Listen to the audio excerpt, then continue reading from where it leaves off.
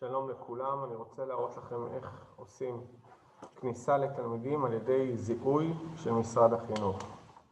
אנחנו נכנסים להזמנה.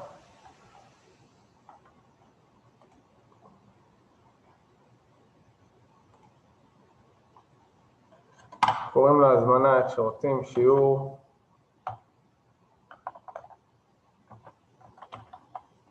שלוש נקודות, פה הפרטים, שעה רגיל.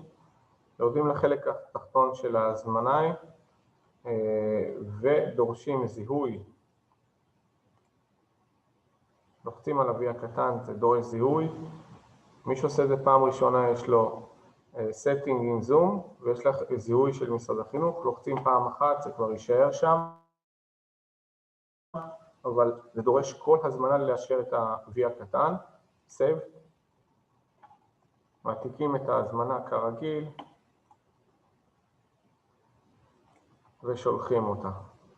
כאשר הפגישה תתחיל, כל תלמיד שייכנס לפגישה, ייפגש בחלון שאנחנו נכנסים דרכו, שדורש זיהוי של תעודת זהות, ואז המערכת שולחת קוד לטלפון שלו, ואם לא, קוד וסיסמה שחולק להם על ידי המחנכים, לתלמידים הכוונה,